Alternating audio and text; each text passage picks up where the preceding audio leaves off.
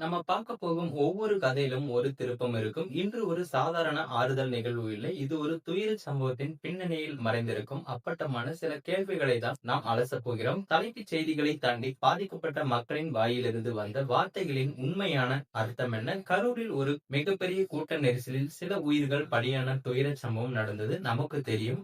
அங்கே தனது அரசியல் பயணத்தை தொடங்கியிருக்கும் தமிழக வெற்றி கழக தலைவர் விஜய் உயிரிழந்தவர்களின் குடும்பத்தினரை சந்தித்து ஆறுதல் சொன்னதுதான் இப்போதைய பேசு பொருளாகவும் மாறியிருக்கு.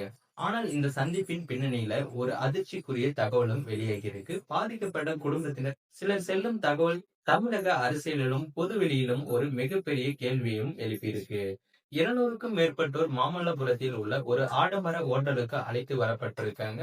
7 ஆம்னி பேருந்துகள் மூலம் உயிரிழந்தவர்களின் குடும்பத்தினர் தனித்தனியாக விஜயை சந்தித்திருக்காங்க. ஆறுதலும் சொல்லியிருக்காங்க. உதவிகளையும் உறுதியளிச்சிருக்காங்க. 5 லட்சம் காப்பீடு பத்திரமும் வழங்கப்பட்டிருக்கு. இதெல்லாம் ஒரு கட்சியின் தலைவரிடம் நாம் எதிர்பார்க்கும் சாதாரண நிகழ்வுகள் தான். ஆனால் இங்குதான் கதையும் சூடு பிடிக்கிறது. இங்குதான் இந்த அதிர்ச்சி தகவலும் வெளியாகுது. கரூர் சிவசக்தி நகரைச் சேர்ந்த ஆனந்த் ஜோதி மனைவி மற்றும் 2 மகள்களை பறிகொடுத்தவர் அவர். தாய் கிருஷ்ணவேணி உடன் இந்த சந்திப்பில் பங்கேற்றிருக்காங்க. ஆனந்த் ஜோதி சொல்வதை கவனிங்க. விஜய் எங்களை சந்தித்த போது என்னை உங்கள் குடும்பத்தில் ஒருவரா நினைத்து மன்னித்து விடுங்கள் என்று கூறி என் தாய் கிருஷ்ணவேணி காலில் விழுந்து மன்னிப்பும் கேட்கிறார். இன்னொருவர் மனைவி மற்றும் மகனை இழந்த ஏமூர் புதூரைச் சேர்ந்த சக்திவேல் 55 வயதாகுது. அவர் என்ன சொல்றாருன்னு தெரியுமா? மன்னிப்பு கேட்டு நடிகர் விஜய் எனது காலில் விழுந்து கதறி அழுதாரு. ஒரு பொதுவெளியில் நடந்த விபத்துக்கு ஒரு அரசியல் கட்சி தலைவரோ நடிகரோ பாதிக்கப்பட்ட குடும்பத்தினரிடம் மன்னிப்பு கேட்பது என்பது இயல்புதான்.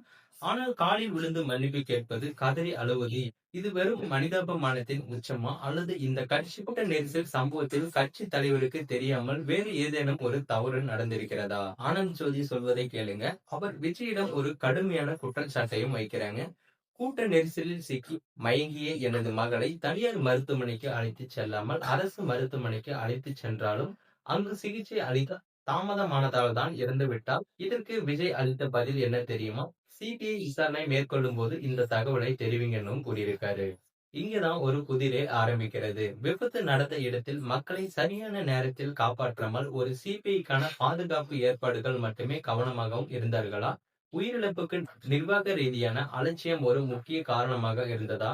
இந்த அலட்சியம் தனது தொண்டர்களாலே நடந்திருக்கிறது என்ற குற்ற உணர்ச்சியா விஜயை கண்ணீர் விட வைத்தது?